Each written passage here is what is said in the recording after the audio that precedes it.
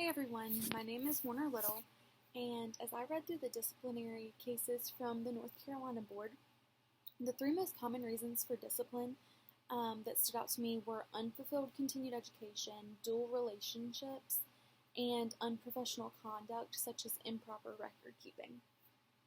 My first reaction to lacking required education is kind of shocking because it seems like it's such an easy thing to keep up with and so necessary to practice your profession.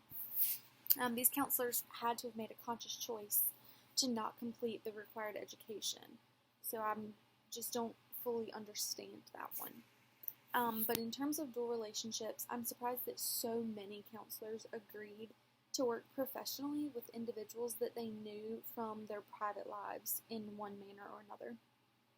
It seems like an uncomfortable situation to me, so the fact that there are so many did surprise me. In one case that I read about, actually, a counselor terminated her counseling sessions to pursue a relationship with her minor client's parent.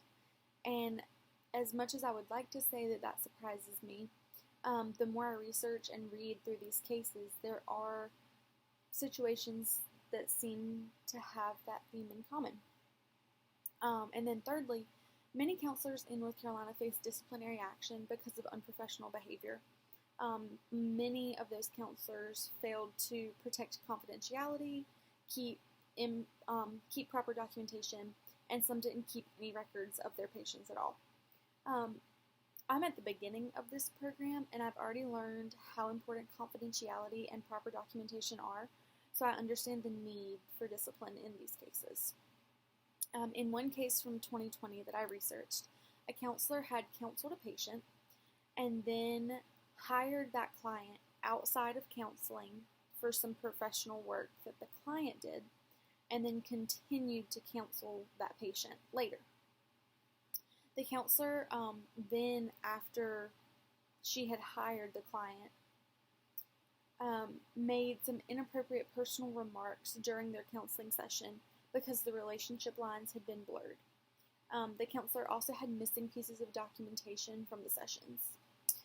The American Counseling Association and the state of North Carolina use the same exact code of ethics, so the codes violated are the same for both. The first code that was violated was Code B6A, which is creating and maintaining records and documentation. The counselor in question from that case had an ethical obligation to create and maintain records for proper and efficient treatment, and she failed to do that. The counselor also violated Code A6A, which is managing and maintaining boundaries and professional relationships in previous relationships.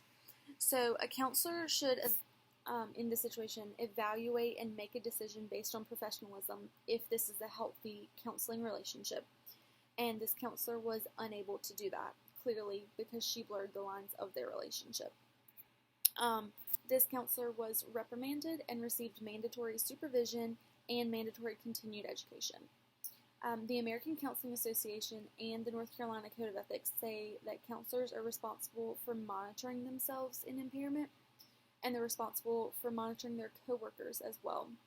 And it says that counselors should seek help should these signs of impairment arise in themselves, and they should take time away from work to focus on self-care so that no unnecessary harm comes to their clients.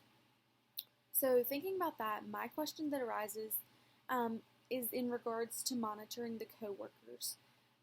How should a counselor approach a coworker who we think may be suffering from some sort of impairment, but still keep a professional and respectful relationship in the workplace? Thanks.